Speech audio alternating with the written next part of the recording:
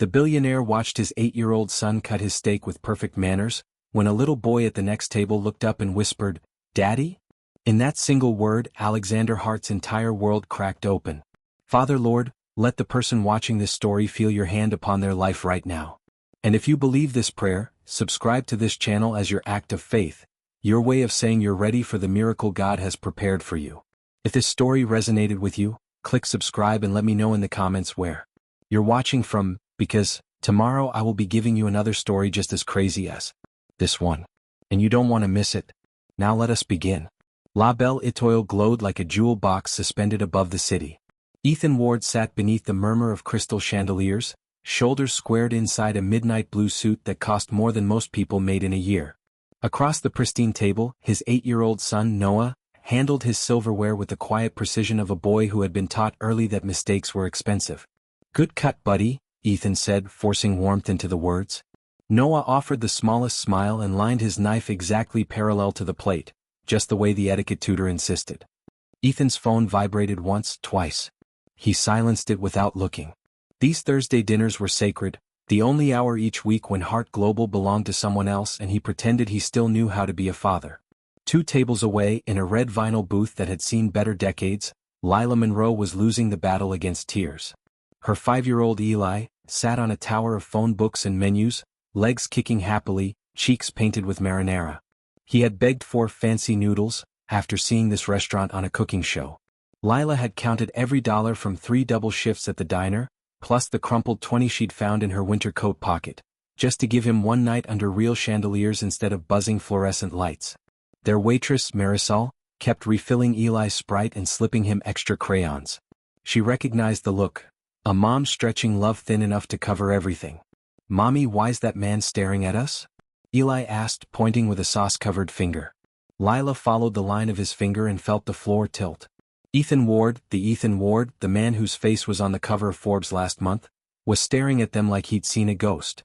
All the color had drained from his face, leaving him marble pale beneath the golden light. Eli, never shy, waved with his whole arm. "Hi, mister." Noah turned in his chair. "Dad." Ethan stood so fast his chair screeched across the marble. The sound cut every conversation in half. Phones lifted. A woman gasped. He moved toward their booth like a man walking through a dream he wasn't sure he wanted to wake from. Lila pulled Eli closer on instinct. "Sir, are you all right?" Ethan stopped 2 feet away. Up close, the billionaire looked suddenly breakable. His hands shook at his sides. His eyes, storm gray red-rimmed, were locked on Eli's face.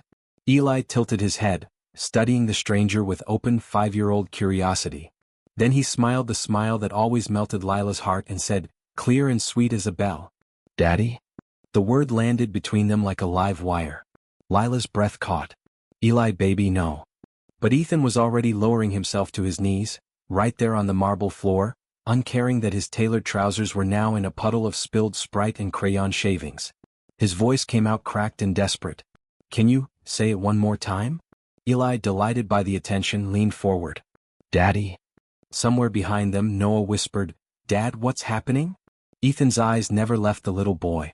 Tears tracked silently down his cheeks as he reached out, slow, careful, terrified, and let his fingertips brush Eli's cheek, just once, like he was checking the boy was real. Lila watched the richest man in the state kneel in marinara sauce for her son, and something inside her chest tore cleanly in two. She had spent 5 years telling herself the donor was only a number on a form. She had never imagined that number had a face, a name, a breaking heart. And now that heart was on its knees in front of her child. Have you ever looked at someone and felt the past rush back in a single heartbeat? Tell me your moment below. I read every comment. The second "Daddy" left Eli's lips and floated across the hushed dining room like a bullet no one saw coming. Ethan Ward stayed on his knees, marble biting into bone, staring at the little boy as if the child had reached straight into his chest and restarted a heart that had been clinically dead for 15 years. Eli's storm gray eyes, Rebecca's eyes, exactly Rebecca's eyes, blinked back at him with innocent confusion. A smear of marinara sat on one round cheek like a badge of honor. Lila's arms tightened around her son so hard Eli squeaked. "Eli, sweetheart, that's not." Ethan's gaze snapped to her face and recognition detonated behind his eyes. He knew her. Lila Monroe. St. Mary's Fertility Clinic. The nurse with the soft voice and gentle hands who had sat beside him in the grief counseling room after the crash, while machines still breathed for Rebecca and lawyers waited outside with forms. He remembered her badge, L. Monroe RN. He remembered her telling him it was okay to cry when he signed the consent to harvest Rebecca's eggs. He remembered her promising the embryos would go to good people, couples who couldn't have children otherwise. He had signed the anonymous donation papers with shaking hands and then never looked back because looking back would have killed him. Ethan's voice came out raw, scraped bare. You were the recipient. It wasn't a question. Lila's tears spilled over without permission. She nodded once, a tiny, terrified movement. Eli squirmed. Mommy, why are you crying? Ethan couldn't breathe. His birthday, he rasped. Tell me his birthday. March 14th, Lila whispered. 5 years ago. The numbers lined up like cruel destiny. Ethan knew the exact date the clinic had called to say one of the 5 remaining embryos had been chosen. He had stood in the shower of his empty penthouse and sobbed until there was nothing left. Noah appeared beside him, small hand clutching Ethan's sleeve. Dad, people are filming. Half the restaurant had phones up. The maitre d' hovered, unsure whether to intervene or call the police. Ethan didn't care. He was staring at the cowlick at the crown of Eli's head. Rebecca used to fight that same stubborn swirl every morning with a round brush and curses. Eli, sensing the electric silence, reached out with sticky fingers and patted Ethan's wet cheek. You sad, mister? That small touch shattered the last of Ethan's defenses. A broken sound tore out of him, half laugh, half sob, and he leaned forward, pressing his forehead gently against Eli's tiny knees right there on the sticky floor. The scent of children's shampoo and garlic bread flooded his lungs, and 15 years of grief cracked open like an iceberg finally giving way. Lila watched the most powerful man she'd ever seen come undone in front of her son, and her own heart fractured along the same fault lines. She had built her entire world on the certainty that donor 4782 would never want to know them. She had told herself that lie every night when Eli asked why he didn't have a daddy like the other kids. She had whispered it when she worked double shifts to pay for preschool, when she fell asleep on the couch still wearing her diner uniform. Now the lie was kneeling in front of her, shaking. Ethan lifted his head. Tears carved shiny tracks down his face. He didn't wipe them away. I thought they only gave the embryos to married couples, he said, voice breaking on every word. They promised me. They changed the rules, Lila answered, barely audible. I was the first single applicant they approved. Ethan looked at her, really looked. The patched sleeve of her only nice dress. The exhaustion etched around her eyes. The way she kept one hand on Eli's back like someone might snatch him away. And he saw the fear in her eyes, pure, wild terror that he had come to take her son. The realization hit him harder than any boardroom betrayal ever had. I'm not here to take him from you, he said fiercely, urgently. I swear on Rebecca's grave I'm not. Lila's shoulders shook with a sob she refused to let out. Eli, sweet fearless Eli, did what only 5-year-olds can do. He opened his arms wide and wrapped them around Ethan's neck, hugging the stranger with total trust. Ethan froze for one heartbeat, then folded the boy against his chest like he was the most precious thing he'd ever held. He closed his eyes and breathed him in, and for the first time since the night he lost everything, the hole inside his chest felt a fraction less empty. Over Eli's small shoulder, his eyes met Lila's across the ruins of both their carefully constructed lives. Neither moved. Neither spoke. But something irreversible had just happened, and they both knew it. The little boy who carried Rebecca's DNA and Ethan's blood had just called a stranger, Daddy, in the middle of the fanciest restaurant in the city. And the stranger had answered. When was the moment you realized the past wasn't actually behind you? Drop it in the comments. I'm reading every single one. The spell shattered the moment Eli's small arms let go. Ethan rose slowly, knees creaking, suit ruined, face streaked with tears and marinara. The restaurant noise rushed back in like floodwater. Clinking silverware, nervous whispers, camera shutters. He felt every stare like needles. Lila stood at the same time, pulling Eli behind her legs. Her voice came out sharp, protective, edged with panic she couldn't hide. We're leaving. She fumbled for her purse, knocking over Eli's Sprite. Brown liquid raced across the table and dripped onto Ethan's Italian leather shoes. She didn't notice. Ethan reached out, not to grab, just to stop the avalanche. Wait, please. 5 minutes. Somewhere private. No, the word cracked like a whip.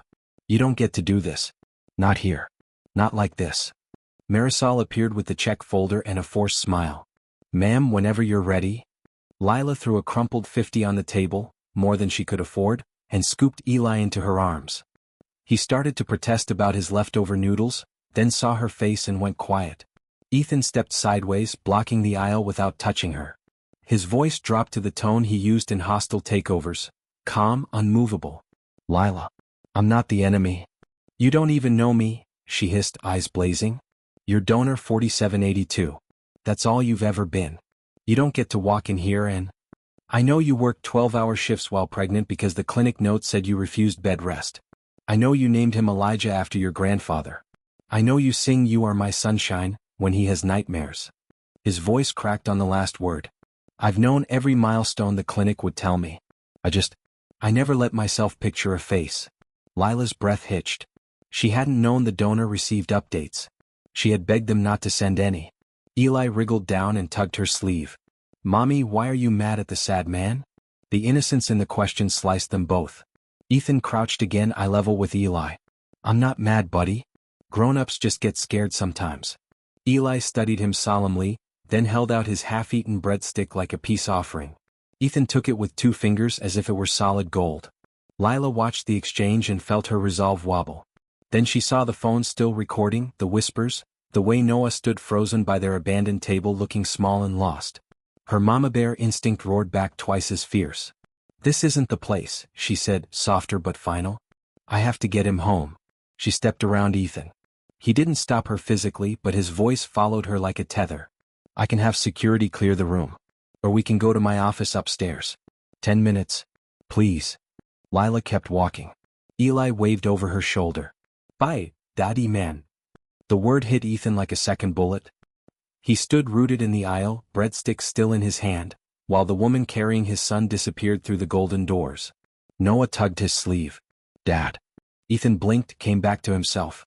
"Get the car," he told his driver through the earpiece, voice suddenly all steel again. "And tell legal to stand by." Noah's eyes widened. "Are you going to sue them?"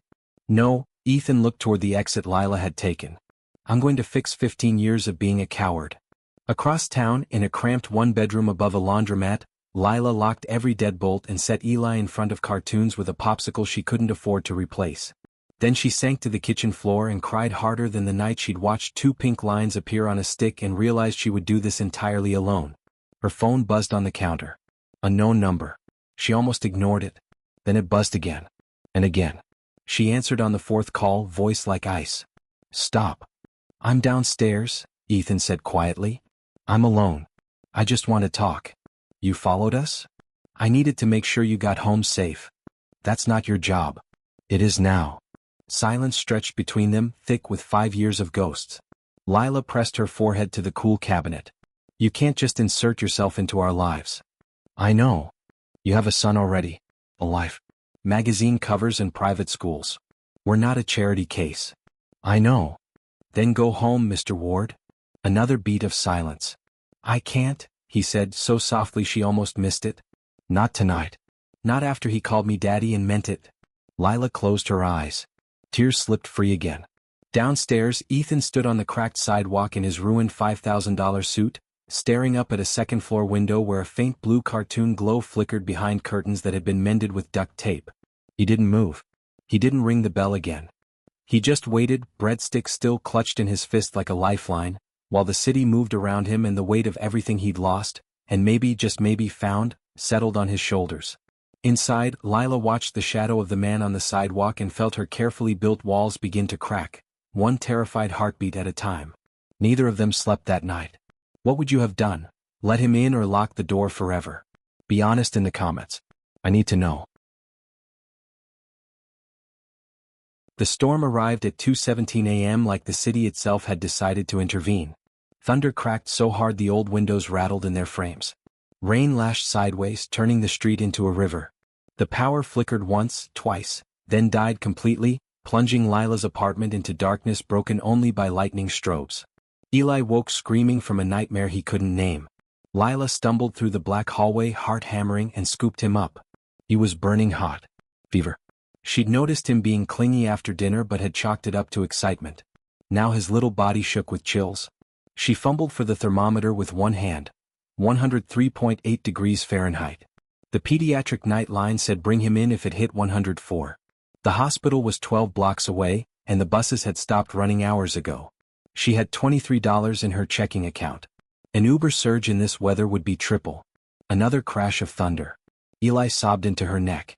Headlights cut through the rain below, steady, unmoving. The black Maybach that had been parked across the street since she'd last checked at midnight. She knew who it was before the knock came. 3 soft taps, respectful, almost apologetic. Lila opened the door a crack, chain still on. Rainwater dripped from Ethan's hair. He'd been standing outside without an umbrella. "He's sick," she said before he could speak. Voice flat, exhausted, terrified. "I heard him crying."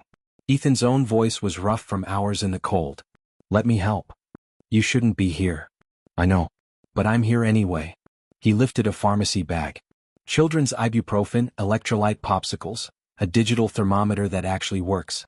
"And my driver's warm and waiting." Lila stared at the bag like it was a trick. Eli whimpered against her shoulder. "Mommy, I'm cold." The chain came off before she could talk herself out of it. 10 minutes later they were in the back of the Maybach. Eli curled on Lila's lap under Ethan's cashmere coat. The leather seats smelled like money and safety. Noah was asleep in the 3rd row, flown in by Ethan's assistant when the boy refused to go home without his dad. Ethan sat opposite them, giving space, hands clasped between his knees like he was praying.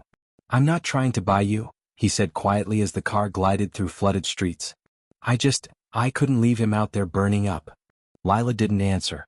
She was counting Eli's breaths, stroking damp curls from his forehead. The ER was chaos, storm-related injuries, no power in half the building, generators humming. They waited 2 hours before a doctor could see them. Ear infection, high fever, needs antibiotics. Lila's insurance card was declined at the pharmacy window. She'd forgotten the new deductible kicked in this month. The pharmacist gave her that sympathetic smile that felt like pity. Before she could dig out her last credit card, Ethan slid his black Amex across the counter without a word. Lila's head snapped up. "No. It's $38, Lila. That's not the point." Ethan met her eyes, steady. "Tonight the point is Eli gets medicine. Tomorrow we can fight about everything else." She wanted to argue. Pride screamed at her to refuse. But Eli was half asleep against her chest, fever finally breaking, trusting her to make the hurting stop. She stepped back and let the card go through. By the time they returned to the apartment, dawn was a bruised purple on the horizon and the rain had softened to mist. Eli was dopey from medicine, thumb in mouth, clinging to Ethan's coat like a blanket. Lila unlocked the door and realized too late. The power was still out, the apartment freezing, no heat, no hot water. Ethan saw it register on her face. "He can't stay here. He doesn't have anywhere else." "He does tonight." She knew what was coming and hated how reasonable it sounded. "My building has a guest suite," Ethan said gently. 23rd floor. 2 bedrooms, its own generator, pediatrician on call 24/7. Just until the power's back and he's steady on his feet. 1 night. Maybe 2. Lila looked down at Eli's flushed cheeks, then at Noah curled asleep in the corner of the elevator when they'd come up earlier, 2 little boys who had already decided the adults were being ridiculous. She was so tired her bones ached. 1 night, she whispered. And separate bedrooms. Ethan nodded once, relief flooding his face so openly it hurt to watch. An hour later, Lila stood in the guest suite shower, hot water, endless, steaming. While Ethan sat on the floor outside Eli's temporary room reading Goodnight Moon in the softest voice she'd ever heard a man use. Noah had insisted on sleeping on the trundle bed, to protect Eli from monsters. Lila let the water pound over her shoulders and cried silently, for the walls she'd built, for the pride she'd just surrendered, for the terrifying truth that she had never felt safer in her life than she did right now, 38 floors above the city, with a billionaire reading her son to sleep. When she came out in borrowed sweats that smelled faintly of cedar and wealth, Ethan was still on the floor, back against the wall, eyes closed. Eli's small hand poked through the crib rails, fingers tangled in Ethan's shirt like an anchor. Lila stopped in the doorway, throat tight. Ethan opened his eyes. "He wouldn't let go unless I promised to stay right here." She nodded, unable to speak. He looked at her, really looked, and the space between them felt suddenly too small and too vast all at once. "Thank you," she managed. "Thank you for letting me," he answered. Neither moved to their separate bedrooms for a long time. The storm had passed, but something bigger had just settled over them both, warm and quiet and impossible to name. When have you had to swallow pride to protect someone you love? Tell me in the comments, your stories keep me going. Morning light poured through the 23rd floor windows like liquid gold, soft and merciless. Lila woke on the oversized couch where she'd finally collapsed at 4 a.m. For one disoriented second she forgot where she was. Then the scent of fresh coffee and the low murmur of cartoon music brought it all crashing back. She sat up. The guest suite was quiet except for Eli's sleepy giggle from the kitchen. She padded barefoot across heated marble floors and stopped dead in the doorway. Ethan stood at the stove in gray sweatpants and a t-shirt that clung to places her exhausted brain refused to catalog. He was flipping pancakes shaped like dinosaurs while Eli sat on the counter beside him, legs swinging, directing operations with imperial 5-year-old authority. More tail, daddy man. T-Rex needs a big tail. Ethan glanced up and caught Lila watching. Something soft and startled flickered across his face before he hid it behind a careful smile. Morning. Hope you like dinosaurs. Eli whipped around, face smeared with batter. Mommy? He can do Mickey Mouse too.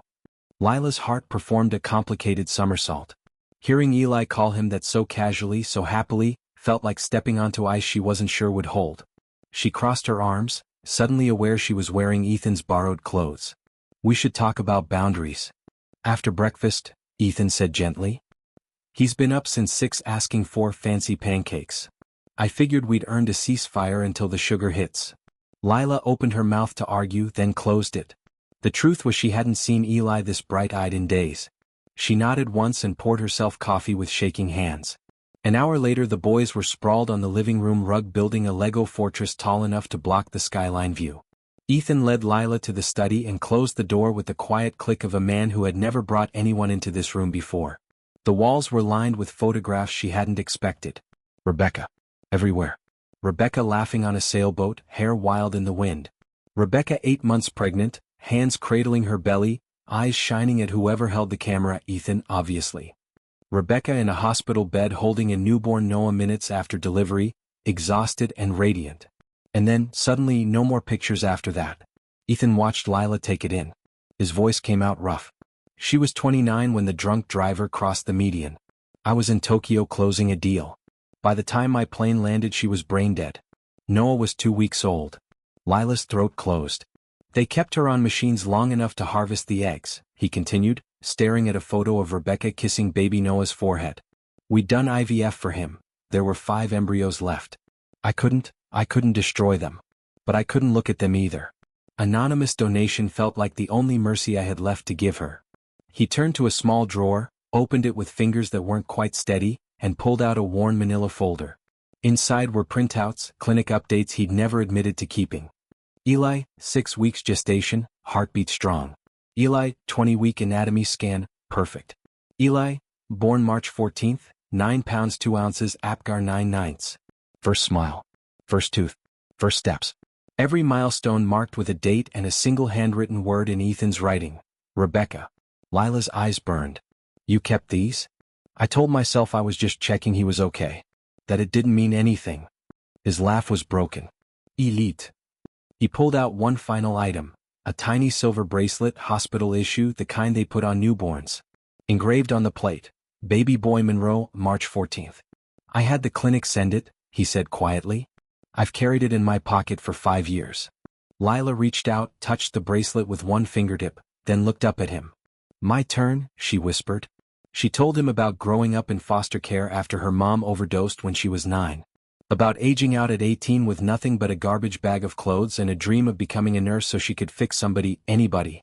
About the cancer that stole her fertility at 26, the years of grief that followed, the moment she saw the donor profile, 4782, grieving widower, 5 frozen embryos, a letter that simply read, please love them enough for both of us.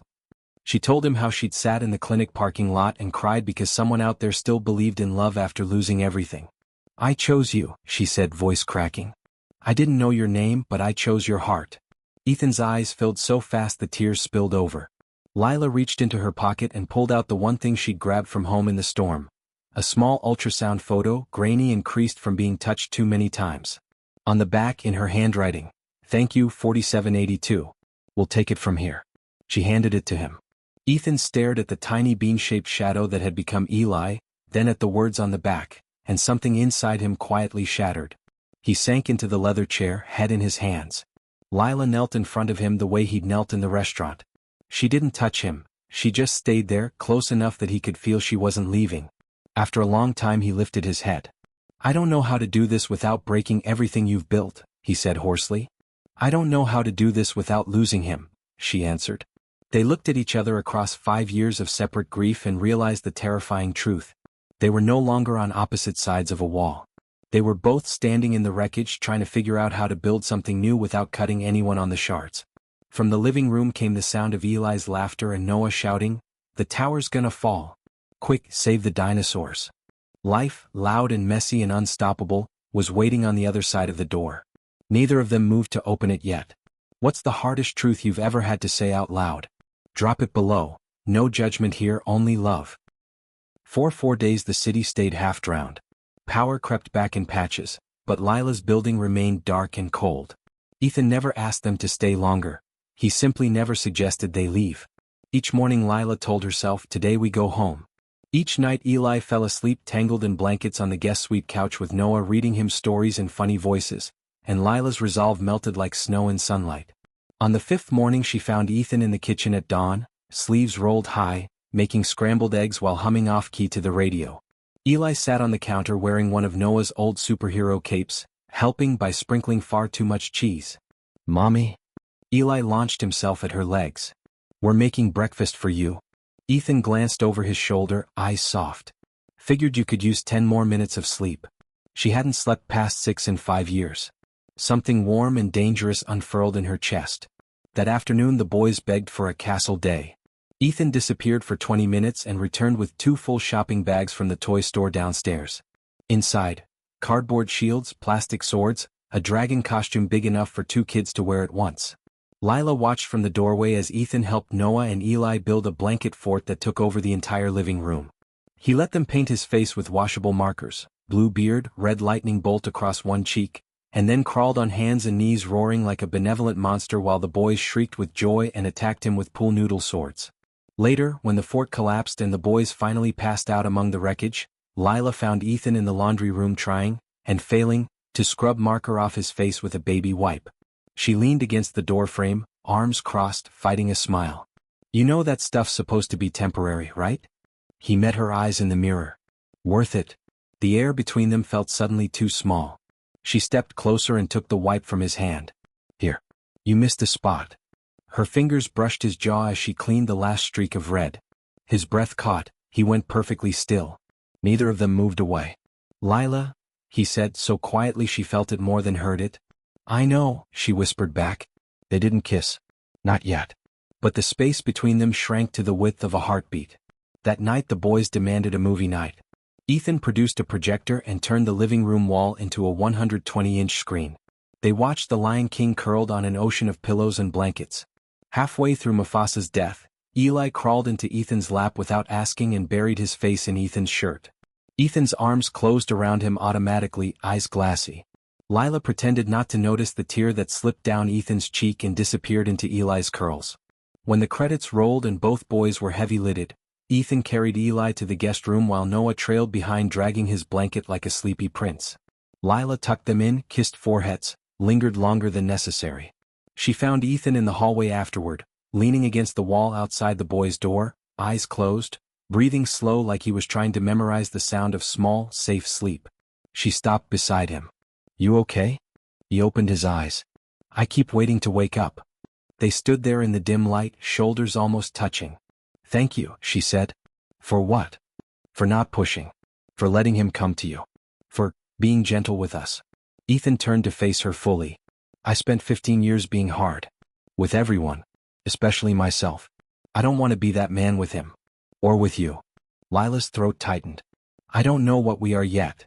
"I know," he said. "But whatever this is, it's the first thing in a long time that doesn't feel like punishment." She reached out, tentative, and rested her hand over his heart. It was pounding. He covered her hand with his, eyes searching hers for permission. She gave the smallest nod. He leaned in slowly, agonizingly slowly, until their foreheads touched. They stayed like that, breathing the same air, letting the moment stretch until it felt like the whole world had paused to listen. "I'm not going anywhere," he whispered against her skin. Not unless you tell me to. Lila closed her eyes. I don't know how to tell you to stay without being terrified. Then be terrified, he said softly. I'll wait. From inside the bedroom came Eli's sleepy voice. Mommy? I had a bad dream. Lila pulled back, but Ethan caught her fingers before she could move away. He squeezed once, steady, warm, then let go. She went to Eli. Ethan followed a step behind. They ended up on the big bed together. Eli curled against Lila's chest, Noah tucked under Ethan's arm, all four of them tangled in blankets and moonlight. Ethan read The Velveteen Rabbit in a voice that cracked on every mention of becoming real. When he reached the last page, Eli was asleep with his thumb in his mouth and Noah's head heavy on Ethan's shoulder. Lila met Ethan's eyes over the boys' heads. He mouthed two silent words, thank you. She mouthed back, stay. He did. Hours later, when the city was nothing but quiet and the boys' breathing had evened into dreams, Ethan reached across the small space between them and laced his fingers through hers. Lila let him. For the first time in 15 years, Ethan fell asleep without bracing for morning. For the first time in 5 years, Lila fell asleep believing tomorrow might be kind. Outside, the sky was clear and full of stars neither of them had noticed in years. Inside, a fragile, impossible family held on to each other in the dark, terrified to hope, too much in love already to let go. When did you realize someone had quietly become your safe place? Tell me the moment. I'm here for every story.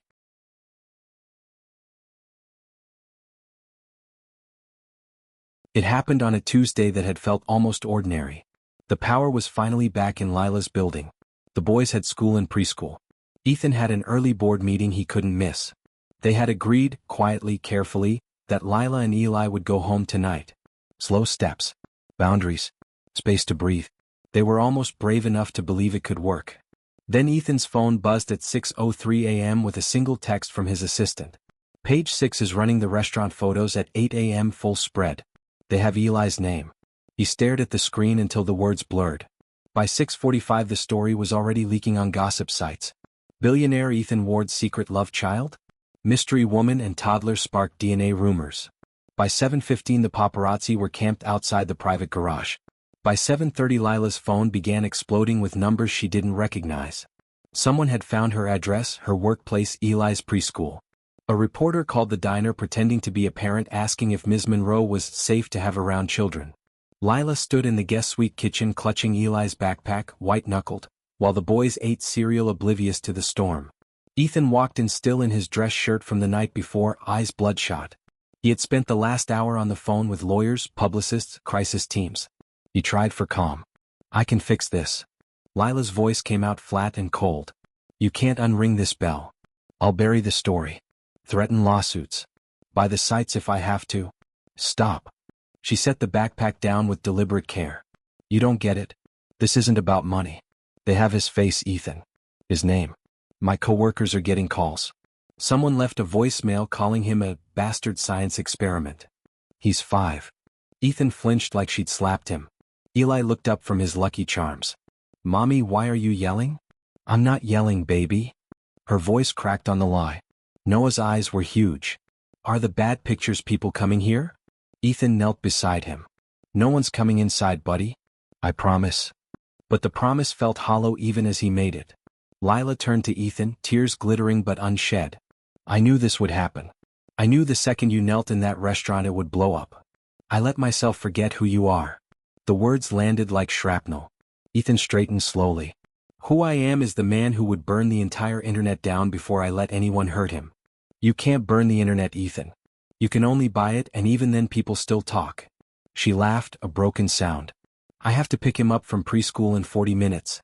There are going to be cameras. He's going to be terrified. I'll send security. No. She stepped back as if he'd offered poison. I don't want armed men around my son because his biological father is famous. This is exactly why I never wanted him to know you. The room went deadly quiet. Eli's spoon clattered into his bowl. Mommy? Ethan felt the floor tilt beneath him.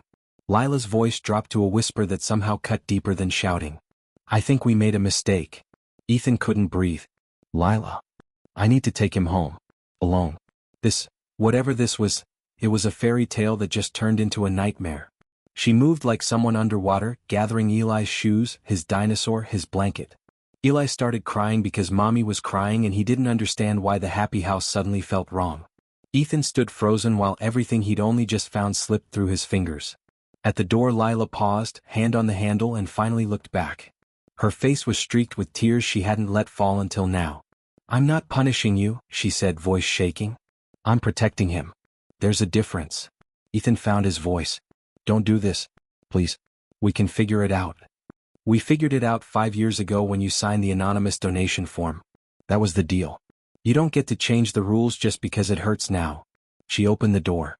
Security flanked the hallway, grim-faced men in suits who suddenly looked like prison guards.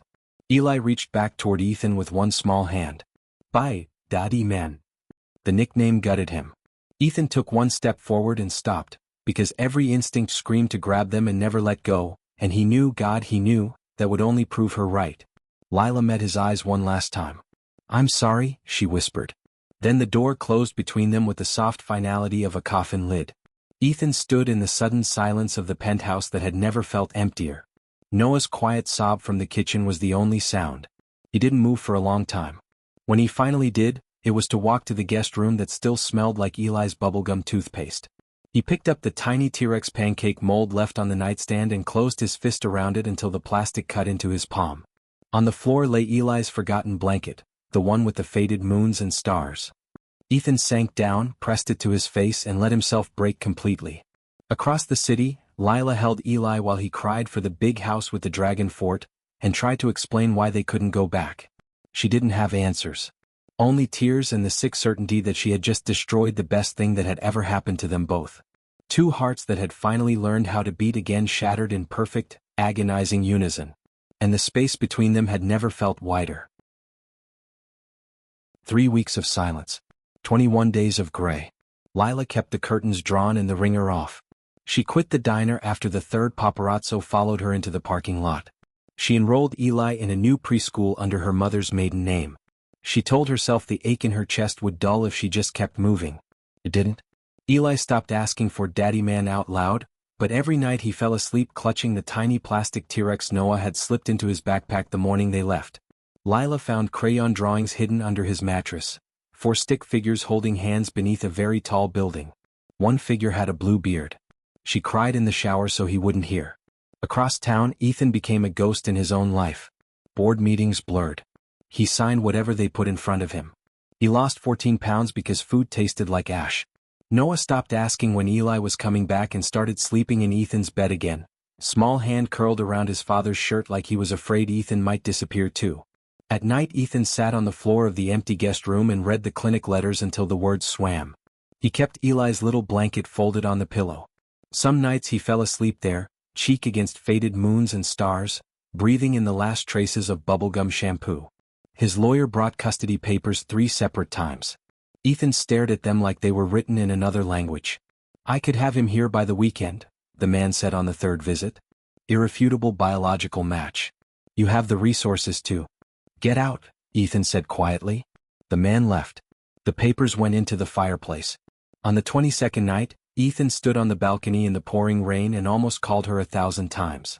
Each time his thumb hovered over Lila's name, the memory of her terrified face in that hallway stopped him cold. He had promised himself he would never be the thing that hurt them. So he did the only thing he could think of that didn't involve lawyers or money or force.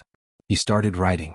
Every night, after Noah was asleep, Ethan sat at the kitchen island with a plain yellow legal pad and wrote to Eli in big blocky letters a 5-year-old could read. "Dear Eli, today Noah and I built a dinosaur fort in the living room. It's missing its best knight. I left the dragon costume on your bed in case you ever want to come slay it with us." He wrote about the pancakes he burned, about Noah's loose tooth, about how the city looked smaller without Eli's laugh in it. He never mentioned courts or reporters or the gaping hole in his chest.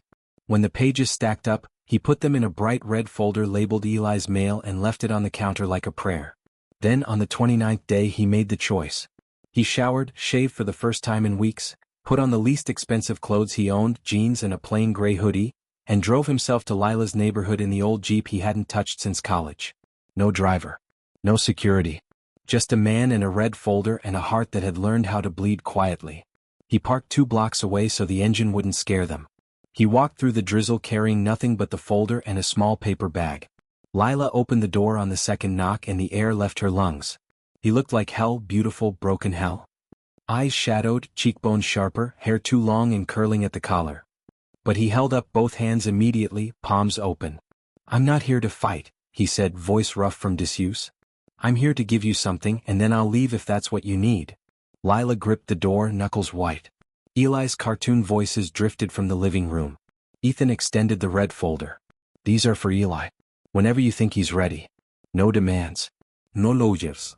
Just letters from someone who loves him." She took it with trembling fingers. He offered the paper bag next. Inside was the faded Moon and Stars blanket, washed and folded, and the tiny silver hospital bracelet he used to carry in his pocket. "I don't want to own pieces of him," he said quietly. "I just want him to know they were always his." Lila's tears started before she could stop them. Ethan stepped back, already turning to go. "That's it. That's all I came for. I'll sign whatever you want, full termination of rights, anything. Just tell him I love him. Every day for the rest of my life I'll love him. That doesn't have to cost him anything." He was 3 steps down the hall when her voice cracked through the silence. "Ethan." He stopped but didn't turn around, afraid to hope. "Come inside," she whispered. "It's raining." He turned slowly. Lila stood in the doorway, red folder clutched to her chest like a shield, tears streaming, but her eyes, God, her eyes, weren't telling him to leave anymore. From the living room came the sudden thunder of small feet. Eli appeared behind her legs, eyes huge. "Daddy man?" The nickname broke whatever was left of Ethan's composure. He sank to his knees right there in the hallway, rain dripping from his hair, arms open. Eli didn't hesitate. He ran. Lila watched her son crash into Ethan's chest and felt the last of her fear crumble like ash. She stepped aside. Ethan looked up at her over Eli's curls, eyes asking the question he was too terrified to voice. Lila answered by opening the door wider. "Come home," she said, voice shaking with tears and relief and the first real hope she'd felt in weeks. "Just come home." Ethan stood on legs that barely worked, Eli clinging to his neck, and crossed the threshold. The door closed behind them with a soft, final click. Outside, the rain kept falling, washing the city clean. Inside, 3 hearts that had learned how to break began to learn how to mend. 1 year later. The autumn sun spilled across Central Park like warm honey, turning the leaves into fire. Ethan stood at the edge of the great lawn holding 2 paper cups of terrible hot chocolate, watching the chaos he now called his life with a grin he still couldn't believe belonged to him. Eli, 6 years old tomorrow, was sprinting in circles wearing the dragon costume from last Halloween, wings flapping, roaring at anyone who would listen. Noah, 9.5 and already too cool for costumes, was pretending not to laugh while secretly helping Eli terrorize a flock of pigeons. Lila sat on their ancient checkered blanket, hair longer now, glowing in the light, arranging sandwiches she'd made at 5 a.m. because millionaires still like peanut butter and jelly, right? She looked up, caught Ethan staring, and rolled her eyes with the soft smile that still stopped his heart. He crossed the grass and handed her a cup. "You're staring again, Ward?" "Can't help it, Monroe." He dropped beside her, kissed the corner of her mouth where a smear of strawberry jam had appeared from nowhere. "You're beautiful when you're feeding half the park." She elbowed him, laughing. A year is not a long time except when every day is a miracle. They had moved slowly, deliberately. First weekends. Then a drawer in Ethan's penthouse became Eli's drawer. Then a whole room painted the exact green of a T-Rex. Then, on a quiet Tuesday in February, Lila came home from her night class. She was finishing the nursing degree she'd abandoned years ago, and found Ethan on one knee in the kitchen, holding 2 small velvet boxes. One box held a diamond ring for her. The other held a tiny silver chain with Eli's hospital bracelet now polished and resized to fit a little boy's wrist forever. Ethan had cried so hard he could barely get the words out. "Marry us?" he'd asked. "Both of us." Lila had said yes before he finished the sentence. They married in June on the rooftop of the children's hospital where Lila now worked part-time in the NICU. Ethan wore a simple gray suit. Lila wore the same white sundress she'd worn the night everything began, because some moments deserved to be circled back to. Eli carried the rings in a dinosaur egg. Noah stood as best man and only teared up twice. The judge who married them was the same one who had quietly terminated any lingering legal claim Ethan might have had the week after the paparazzi storm. Ethan had insisted on it, signed it with shaking hands, because love should never be court-ordered. Today was the first family picnic under their new legal name. Ward Monroe, hyphenated because neither of them wanted to erase the past, only weave it into something stronger. Eli barreled over and flung himself across both their laps. Wings ask you. Mommy, Daddy, watch. Noah's gonna push me on the swing super high. Ethan ruffled the dragon scales. Eat a sandwich first, Sir Eli the Terrible. Eli obeyed, 2 bites, jelly everywhere, then bolted off again. Lila leaned her head on Ethan's shoulder. You know what today is? He did. 1 year exactly since the night he'd stood in her hallway in the rain with a red folder and a heart he was certain would never beat right again. He reached into his jacket and pulled out one last yellow legal sheet, the final page of Eli's mail. Dear Eli, today you turn 6. Today I have been your dad for 1 whole year, the best year of my life. I used to think love was something you lost and never found again. Then you looked up in a restaurant and called me Daddy, and I learned love can come back bigger than before, wearing dinosaur wings and a jelly mustache. Thank you for choosing me back. I will love you every single day until I'm old and gray and you have to push me on the swings. Promise? Love. Your daddy for real forever. Ethan folded the letter and tucked it into the small wooden box they kept on the mantel at home, the one already stuffed with crayon drawings, ultrasound photos, Rebecca's favorite seashell, and the very first pancake T-Rex that somehow never got eaten. Lila watched him, eyes shining. You still write to him, she said softly. Every year on his birthday. When he's 18 I'll give him the whole box. So he'll know the story of how fiercely he was wanted, by both his mothers, by both his fathers, by every single one of us. Lila's tears slipped free. Ethan kissed them away like he had learned to do, slow, reverent, like gratitude made flesh. Across the lawn, Noah finally gave in and roared back at the dragon. The 2 boys collapsed in a giggling heap while pigeons scattered overhead. Ethan looked at the sky, then at the woman in his arms, then at the children who had stitched his heart back together with sticky fingers and bad knock-knock jokes. He whispered the same words he'd whispered the night Eli first called him Daddy, only this time they weren't a plea, they were a vow. Say it again. Eli's voice carried across the grass, joyful and certain. Daddy. Come push us. Ethan stood, pulled Lila up with him, and they ran, hand in hand, laughing alive, toward the swings and the boys and the beautiful, messy, perfect life they had fought so hard to deserve. Behind them, the city glittered in the distance, tall, indifferent, irrelevant. In front of them, 2 little boys reached out with total trust. And Ethan Ward caught them both, lifted them high, and finally understood what forever felt like. It felt like dragon wings and jelly sandwiches. It felt like coming home. Who in your life taught you that love could come back after you thought it was gone forever? Tag them, tell them, leave their name here. Love out loud today.